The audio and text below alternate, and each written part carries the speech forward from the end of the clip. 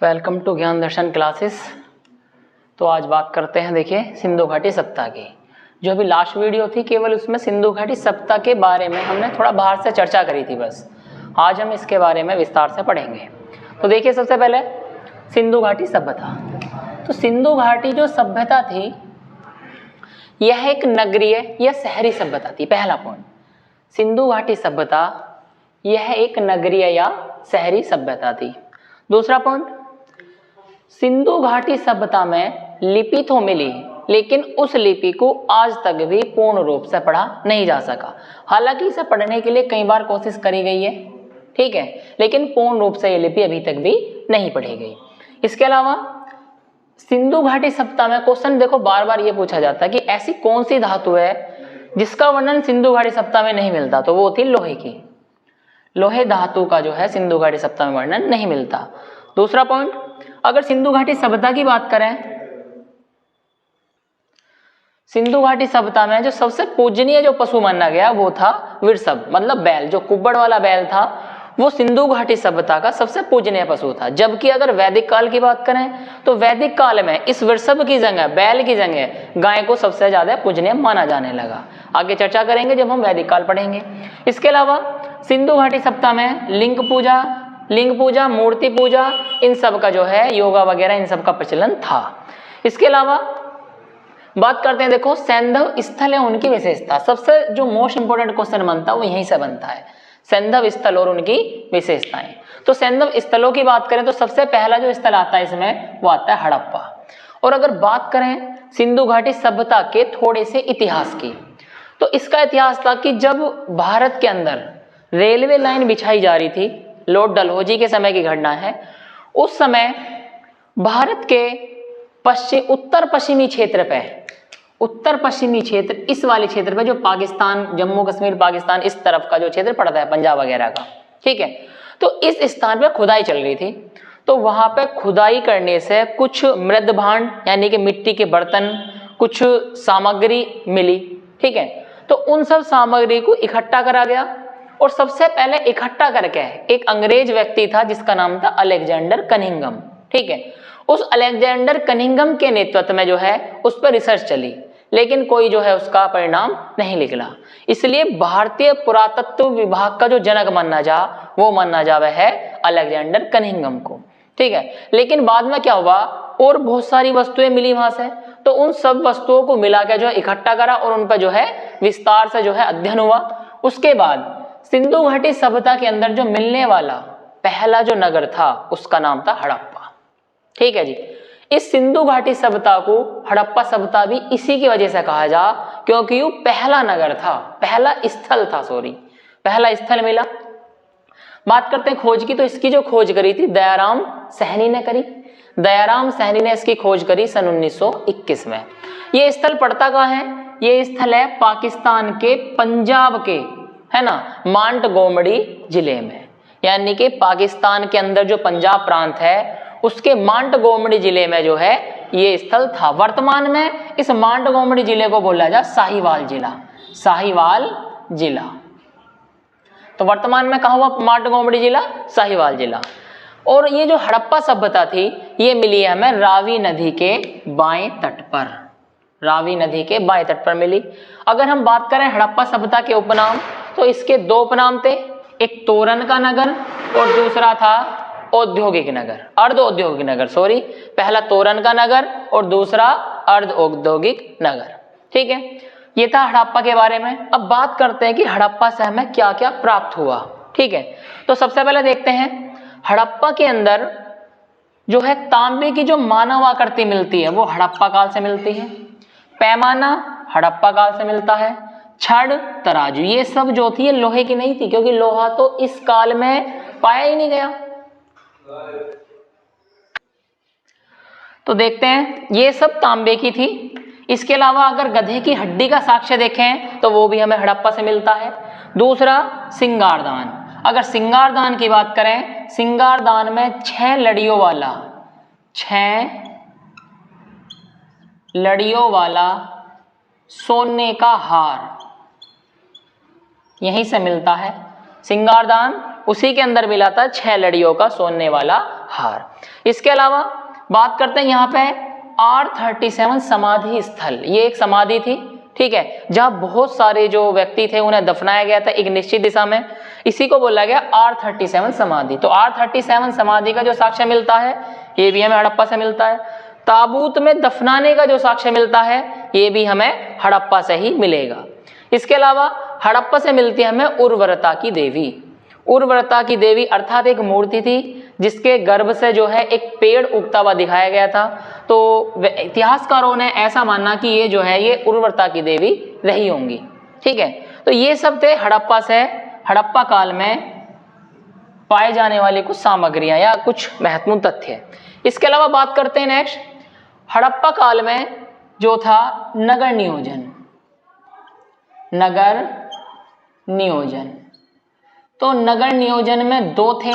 नगर नियोजन इस तरीके से था कि एक तो था ऊंचा स्थल, ठीक है, जो था हड़प्पा का पश्चिमी भाग जिस पर रहते थे अमीर वर्ग। दूसरा था पूर्वी क्षेत्र जो निचला भाग था जिस पर थे निम्न वर्ग के लोग, ठीक है।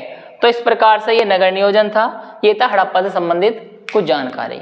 नेक्स्ट आते हैं नेक्स्ट स्थल, ठीक है भाई। उससे आगे बात करते हैं मोहनजोदड़ो की। तो मोहनजोदड़ो की बात करते हैं।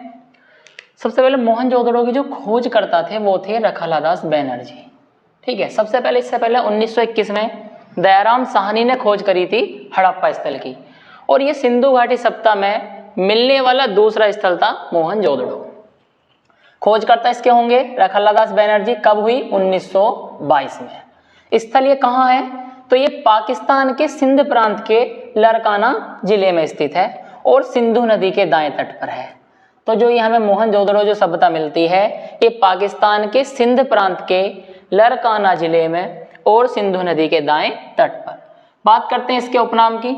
तो मोहनजोदड़ो जो है, मोहनजोदड़ो को कहा जाता है मृतकों का टीला या सिंध का बाग या स्तूपों का शहर। ये तीन थे इसके उपनाम, ठीक है। सबसे ज्यादा जो इंपॉर्टेंट है उसकी बात करते हैं। मोहनजोदड़ो में किस किस चीज का साक्ष्य हमें मिलता है, ठीक है। तो मैक्सिमम देखते हैं। सबसे पहले सर्वाधिक कुएं, यदि कहीं से सर्वाधिक कुओं का साक्ष्य मिलता है तो वो मिलता है कहां से? मोहनजोदड़ो से। कुंभकारों की बस्ती का साक्ष्य मिलता है, ईंट का भट्टा मिलता है, ईंट के भट्टे का जो साक्ष्य मिलता है सबसे पहले वो मोहनजोदड़ो से मिलता है। सबसे बड़ी ईंट, क्योंकि भट्टा होगा तो वहीं पर सबसे बड़ी ईंट बनेगी। देखिए ईंट कई प्रकार की थी, सबसे बड़ी ईंट, गोल ईंट, एल आकार की ईंट, है ना, कच्ची ईंट। तो ध्यान देंगे केवल यहाँ सबसे बड़ी ईंट जो थी वो मिली थी मोहनजोदड़ो में। इसके बाद जो मोहनजोदड़ो की सबसे प्रमुख जो साक्ष्य मिलता है वो है यहाँ का वृहत स्नानागार, ठीक है। इस वृहत स्नानागार, ज्यादातर घरों में वृहत स्नानागार पाए गए, ठीक है। इसके बाद पुरोहित आवास, पुरोहित आवास का जो साक्ष्य मिलता है वो भी मोहनजोदड़ो से मिलता है। पशुपति की मूर्ति, पशुपति की मूर्ति, ये मूर्ति एक मोहर पे मिली है, तो पशुपति की मूर्ति का जो साक्ष्य मिलता है एक मोहर पे वो भी मोहनजोदड़ो से मिलता है। बुने हुए सूती कपड़े का साक्ष्य ये भी हमें मोहनजोदड़ो से प्राप्त होता है। कांसे की नृत्यिका की जो मूर्ति का जो साक्ष्य ये भी हमें यहीं से प्राप्त होता है। तो ये जितने भी साक्ष्य हैं ये सब मिले हमें मोहनजोदड़ो से। इसके अतिरिक्त बात करते हैं नगर विन्यास। जिस प्रकार से हड़प्पा काल का नगर विन्यास था सेम वैसे ही यहाँ पे पाया गया। जैसे नगर विन्यास की बात करें तो यहाँ पे दो क्षेत्र थे, एक पश्चिमी क्षेत्र और एक पूर्वी क्षेत्र। पश्चिमी क्षेत्र को कहा जाता था ऊपरी नगर, ऊपरी नगर, और पूर्वी क्षेत्र को कहा जाता था निचला क्षेत्र या निचले सिरे पे जो नगर बसा था, ठीक है। ऊपरी क्षेत्र को कहा जाता था दुर्ग क्षेत्र, और यहाँ पे राजा पुरोहित वगैरह जो है उच्च व्यक्ति जो है उच्च कास्ट वाले व्यक्ति यहाँ रहते थे। इसके अलावा जो आम जनता के लिए था वो था पूर्वी क्षेत्र या निचला क्षेत्र। देखिए भाई आगे चलते हैं, मोहनजोदड़ो की बात करते हैं। मोहनजोदड़ो की सभ्यता,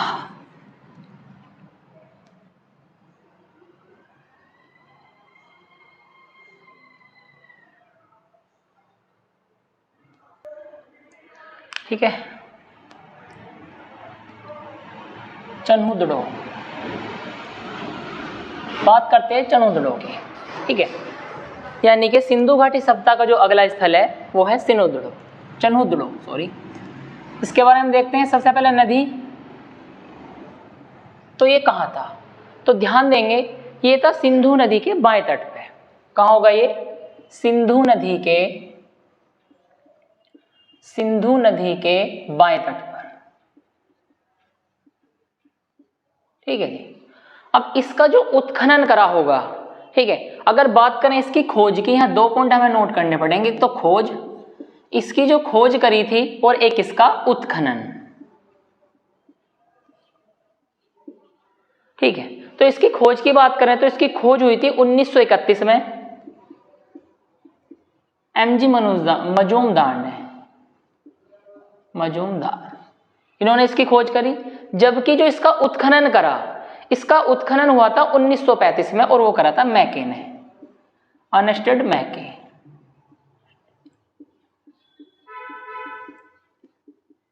ये था इसका, कहाँ स्थित है? सिंधु नदी के बाएं तट पर। इसकी खोज करी थी 1931 में एनजी मजूमदार ने, और जबकि इसका जो उत्खनन करा वो हुआ था 1935 में अर्नेस्ट मैके ने। ठीक है, यहां से क्या मिलता है? चनोदड़ो की जो सबसे प्रमुख बात रही वो होती कि यहाँ कोई किलाबंदी नहीं थी। एक तरीके से जो नगर था, नगर नियोजन में लिखेंगे इसमें कि यहाँ नगर नियोजन में इसमें कोई किलेबंदी नहीं मिली। जिस प्रकार से बाकी के जो नगर थे वो चारों तरफ से किलाबंदी थी उनकी, इसमें ऐसा नहीं मिलता। ठीक है, ये था इसका कुछ महत्वपूर्ण तथ्य। अब बात करते हैं यहाँ से हमें किस किस चीज का हमें साक्ष्य मिलता है। तो सबसे पहला साक्ष्य होगा यहाँ से लिपस्टिक। इसी को बोला जाता है रंजन सलाका। हमें रंजन सलाका अर्थात लिपस्टिक का जो साक्ष्य मिलता है वो मिलता है चनोदड़ो से। इसके अलावा यहाँ से वक्राकार ईंट का साक्ष्य मिलता है। वक्राकार जो ईंट है उसका साक्ष्य भी हमें यहीं से मिलता है। इसके अलावा मन का निर्माण केंद्र था यहीं पे। मन का मतलब मटके, मन का निर्माण केंद्र, इसका साक्ष्य भी हमें यहीं से प्राप्त होता है। इसके अतिरिक्त जो है और अन्य चीजें भी थी, लेकिन ये प्रमुख चीजें हैं जो यहाँ से मिलती हैं। ठीक है, औरों की भी चर्चा करते हैं अभी। देखिए, इसके अतिरिक्त चनोदड़ो को जो है इसे माना जाता है हड़प्पा कालीन का ग्रामीण स्थल। यह एक ग्रामीण स्थल माना गया। क्यों? क्योंकि इसकी किलाबंदी नहीं थी। ठीक है, ये था चनोदड़ो के बारे में। ठीक है, नेक्स्ट चलते हैं। इससे आगे नेक्स्ट चलेंगे कालीबंगा। कालीबंगा के बारे में पढ़ते हैं।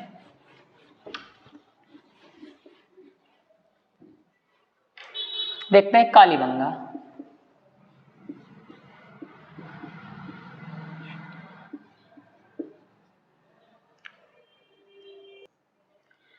ठीक है, तो बात करते हैं कालीबंगा के बारे में। सबसे पहले जो कालीबंगा है कहाँ का क्षेत्र है? कालीबंगा पड़ेगा भैया राजस्थान का। राजस्थान, पहले ये राजस्थान के श्री गंगानगर में आता था। यानी कि जो राजस्थान का जो ये मतलब जो कालीबंगा क्षेत्र है, हड़प्पा कालीन जो स्थल है कालीबंगा, ये पहले राजस्थान के गंगानगर में आता था। जबकि वर्तमान में ये अब हनुमानगढ़ी जिले का नाम है भाई। ये पहले इसमें था और जो अब है इसमें हनुमानगढ़ी जिले के अंदर मिलेगा कालीबंगा। नेक्स्ट देखते हैं कालीबंगा का अर्थ। कालीबंगा का अर्थ था भैया, इसका अर्थ था काले रंग की चूड़ियां। ठीक है, अर्थ भी लिख सकते हैं काले रंग की चूड़ियां। ठीक है, और ये जो कालीबंगा है इसे कहा जाता था सिंधु घाटी सभ्यता या सैंधव सभ्यता की तीसरी राजधानी। सैंधव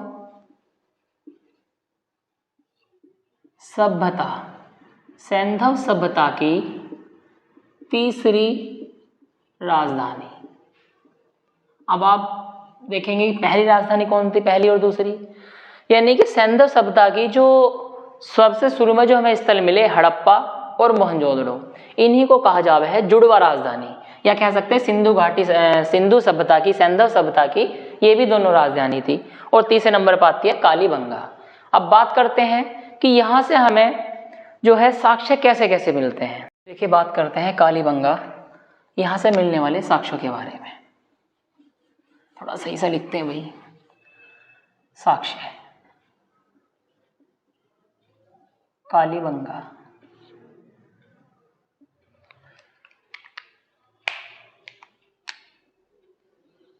देखते क्या क्या साक्ष्य मिले यहाँ से।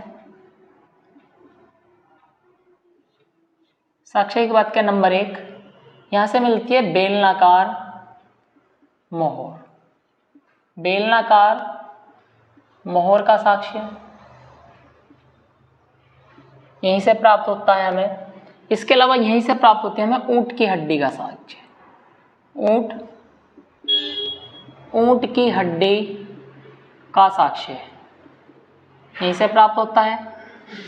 इसके अतिरिक्त देखते हैं अन्य, यहां से हमें मिलता है कांसे का दर्पण मिलता है।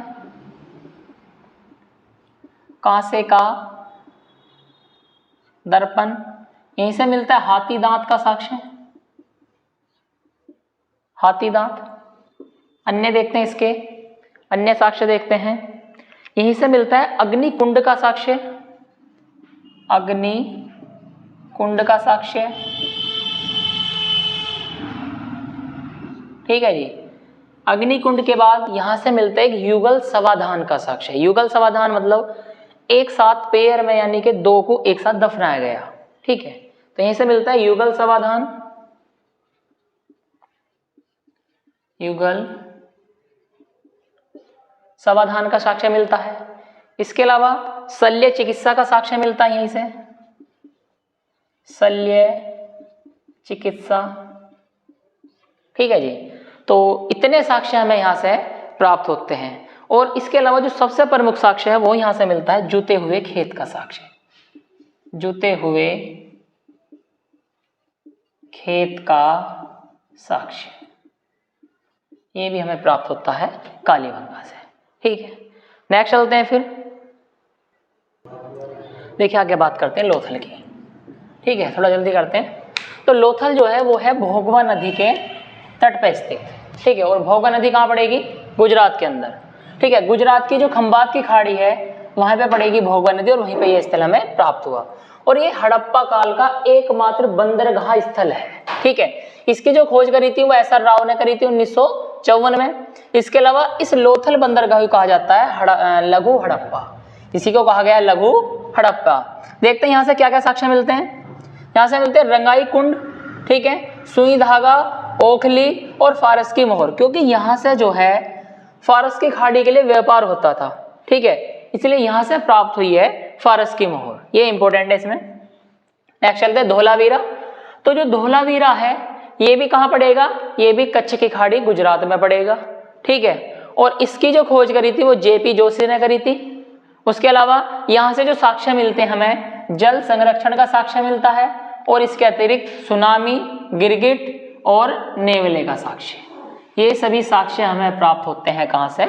धोलावीरा से, ठीक है भाई। नेक्स्ट देखते हैं सुरकोतजा, सुरकोतदाजी, ठीक है।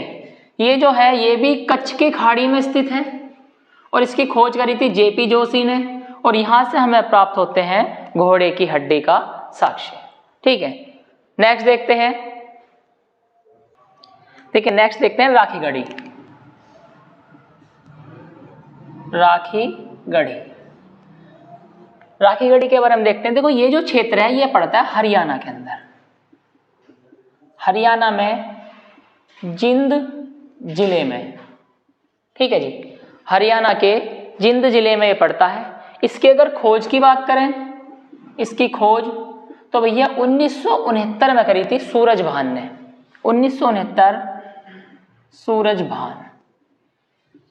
अगर बात करें राखी गढ़ी की तो देखते हैं सबसे इंपॉर्टेंट क्वेश्चन यही बनता है इससे कि भारत में सैंधव सभ्यता का, भारत के अंदर सैंधव सभ्यता का सबसे बड़ा स्थल है, सबसे बड़ा स्थल, ठीक है। देखिए अगर स्थल की बात करें हम तो सबसे पहले सबसे बड़ा जो स्थल है वो मोहनजोदड़ो है। मोहनजोदड़ो, यहाँ बात करेंगे हम ओवरऑल, क्योंकि सिंधु घाटी सभ्यता जो सैंधव सभ्यता है ये भारत के साथ साथ पाकिस्तान, अफगानिस्तान यहाँ तक फैली हुई थी, मेनली पाकिस्तान थी, मोहनजोदड़ो। तो इसका जो सबसे बड़ा जो स्थल मिलता है वो है मोहनजोदड़ो। दूसरा जो स्थल मिलता है वो मिलता है हड़प्पा। ठीक है जी। हड़प्पा के बाद जो अगला स्थल मिलता है वो है राखीगढ़ी, राखीगढ़ी। और इसका जो अगला स्थल मिलता है वो है धोलावीरा, धोलावीरा। अब देखें अगर तो ये दोनों जो स्थल हैं ये पाकिस्तान में पड़ेंगे। अगर पूछा जाए कि सिंधु घाटी सभ्यता का सबसे बड़ा स्थल ओवरऑल तो मोहनजोदड़ो है। अगर पूछा जाए सिंधु घाटी सभ्यता का सबसे बड़ा स्थल जो पाकिस्तान में, तो भी मोहनजोदड़ो आएगा। लेकिन अगर पूछा जाए सिंधु घाटी सभ्यता का सबसे बड़ा स्थल जो भारत में पाया जा वो राखीगढ़ी होगा और दूसरा होगा धोलावीरा। यहां से ये इंपॉर्टेंट क्वेश्चन बनता है। ठीक है, नेक्स्ट चलते हैं। इसके अलावा आगे जो है छोटी छोटी सभ्यताएं थी, इसी प्रकार छोटे छोटे स्थल मिले हैं, देखते हैं एक बार उनके बारे में भी। अगला जो स्थल है बात करते हैं रोपड़।